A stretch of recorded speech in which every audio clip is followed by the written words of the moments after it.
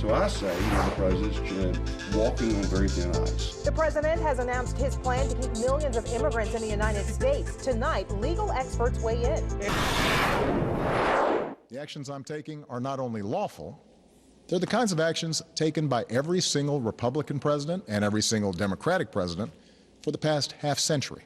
Tonight, President Obama addressed the nation to explain the executive action he will take to fix the immigration system. He says deportations will now focus on undocumented immigrants who are threats to our security, not on mothers who are working hard. Other key points here include cracking down on illegal immigration at the border, doing background checks on undocumented immigrants, and requiring them to pay taxes. Skeptics in the Tennessee Valley say the president does not have the authority he claims and has his immigration plan doesn't change the law, which the president can't do. It breaks it. WFF 48's Charles Molyneux went over President Obama's presentation tonight with two constitutional lawyers. He joins us now from our newsroom. Charles?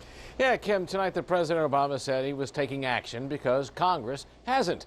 The question which the president brought up and tried to answer is whether any president can take executive action which contravenes the law as it is on the books now.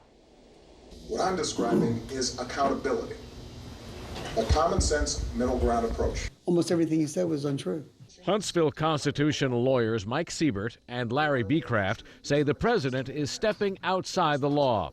In his remarks, the president said his plan to effectively legalize illegals involves his authority to give orders as an executive within his power and like other presidents have long routinely done. Does he have legal authority? No, executive orders have been issued by presidents, but they're not rewriting legislation, which is what this is doing. Beecraft says presidents can implement policies under laws passed by Congress, but they can't contradict America's laws. Even tonight with the president on TV, he makes no mention of what is my legal authority for it. Siebert scoffs at the notion that the president's plan is anything but amnesty. If somebody can come in, violate a law, and say, okay, you're not going to be subject to that law as long as you come in, that's amnesty.